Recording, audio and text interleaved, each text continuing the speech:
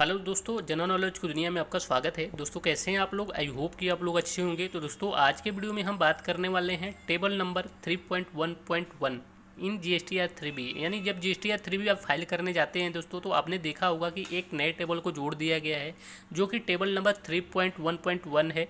ठीक है, इस टेबल में आपको क्या रिपोर्ट करना है, क्या रिपोर्ट नहीं करना है, और ये किसको फाइल करना है, किसको नहीं फाइल करना है, किसके लिए अप्लीकेबल होता है, ये सारी चीज़ इस वीडियो में हम बात करने वाले हैं। तो दोस्तों वीडियो को लास्ट तक जरूर देखना। थोड़ा सा वीडियो लंबा जरूर होगा, लेकिन वीडियो को लास्ट तक जरूर देखना ताकि कोई भी जानकारी आप लोगों से मिस ना हो। और दूसरी बात, अभी तक चैनल को सब्सक्राइब नहीं किया है, चैनल पर नए हैं तो प्लीज़ सब्सक्राइब दी चैनल, ताकि जो भी नए वीडियो बनाऊँ उसका नोटिफिकेशन सबसे पहले आप लोगों तक पहुँचे।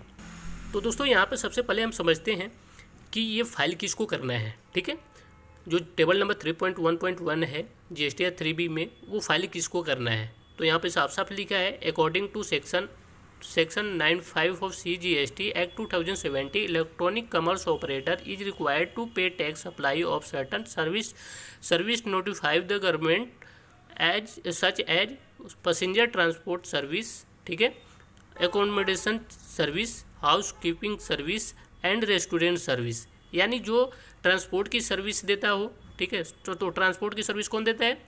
उबर हो गया, रैपिडो हो गया, ओला हो गया। तो ये इनके ऊपर ये अप्लीकेबल होता है। ये ओला को, उबर को, रैपिडो को, इनको ये टेबल नंबर 3.1.1 फाइल करना पड़ेगा। दूसरा है एकोमोडेशन सर्विस। एकोमोडेशन सर्विस में आता है वो होटल, तो उनको ये फाइल करना पड़ेगा। तीसरा जो है हाउस कीपिंग सर्विस। तो हाउस कीपिंग सर्विस अर्बन के नाम आपने सुना वो देते हैं, तो उनको फाइल करना होगा। चौथा है रेस्टोरेंट। जो रेस्टोरेंट की सर्विस देता है उनको भी फाइल करना है। तो रेस्टोरेंट की सर्विस कौन देता है? जोमेटो हो गया, स्विगी हो गया। तो इन लोग जो हैं ये ई कॉमर्स में आते हैं, इनको ये टेबल नंबर 3.1.1 को फाइल करना है। ठीक है, तो दोस्तों आई होप कि ये क्लियर हो गया होगा कि टेबल नंबर 3.1.1 किसको फाइल करना है और किसको फाइल नहीं करना है। मैं एक बार दोबारा रिपीट कर देता हूँ। पैसेंजर ट्रांसपोर्ट की जो सर्विस देता है, जैसे कि ओला, उबर, रैपिडो। दूसरा है कि एकोमोडेशन सर्विस जो देता है, जो ओयो होटल हो गए। हाउस कीपिंग के जो सर्विस देता है, जैसे अर्बन का आपने नाम सुना होगा। या रेस्टोरेंट के जो सर्विस देता है, जैसे जोमेटो, स्विगी हो गए।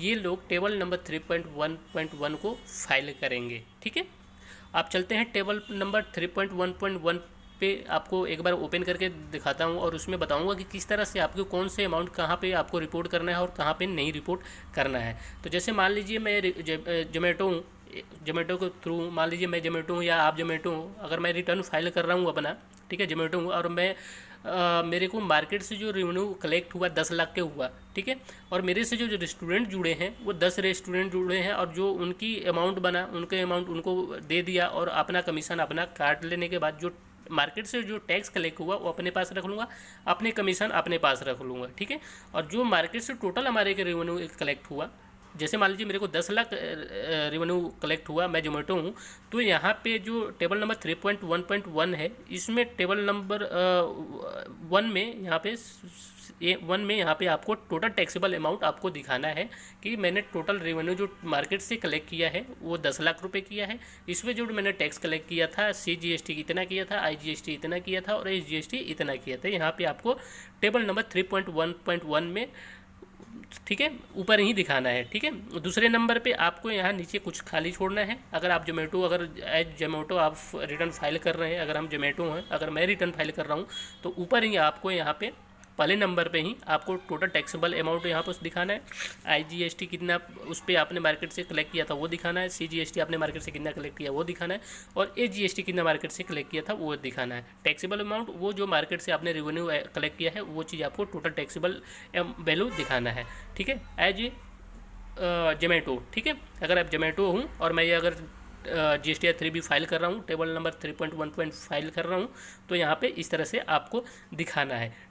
ठीक है, और दूसरे नंबर पे आपको बिल्कुल नहीं दिखाना। ये दूसरे नंबर किसके लिए मैं आगे आपके वीडियो में बताऊंगा।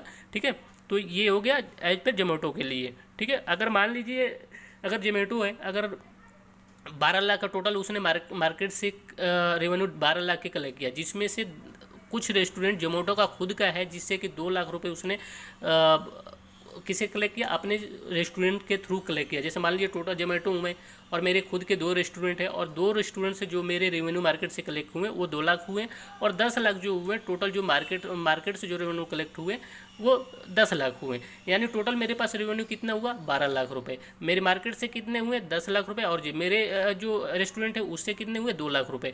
तो जो मार्केट से 10 लाख हुए वो तो टेबल नंबर 3.1 में, टेबल नंबर 1 में आपको दिखाना है, और जो मेरे रेस्टोरेंट खुद के रेस्टोरेंट से जो 2 लाख कलेक्ट हुए हैं वो टेबल नंबर 3.1 में दिखाएंगे। क्लियर? ये चीज़ क्लियर हो गया? आई होप कि क्लियर हो गया। नहीं क्लियर हो मैं दोबारा बताता हूँ। अगर मान लीजिए एज ए जोमेटो, अगर मान लीजिए मैं जोमेटो हूँ और मैं टोटल मार्केट से 12 लाख का रेवेन्यू कलेक्ट करता हूँ, ठीक है। 10 लाख रुपए वो रेवेन्यू है जो कि मेरे से रेस्टोरेंट जुड़े हैं, और 2 लाख रेवेन्यू वो रेवेन्यू है जो मेरे खुद के 2 रेस्टोरेंट है उससे मेरे जो रेवेन्यू कलेक्ट हुए वो 2 लाख रुपए हैं। तो आपको टेबल नंबर 3.1.1 में ठीक है आपको यहाँ पे 10 लाख दिखाना है, और जो टैक्स आपने मार्केट से कलेक्ट किया है वो दिखाना है, और जो 2 लाख बचेंगे वो जोमेटो किस में दिखाएगा टेबल नंबर 3.1 में। तो यहाँ कंफ्यूज नहीं होना है, टेबल नंबर 3.1.1 में वो दिखाना है जो ई कॉमर्स के थ्रू आपने रेवेन्यू मार्केट से कलेक्ट किया है वो आपको इसमें दिखाना है, और जो आपके खुद के रेस्टोरेंट है अगर जोमेटो है, जोमेटो का खुद का 2 रेस्टोरेंट है उससे जो रेवेन्यू कलेक्ट किया है वो अपने टेबल नंबर 3.1 में दिखाएगा जो GSTR1 के थ्रू दिखाएगा। आई होप कि ये चीज़ क्लियर हो गया होगा।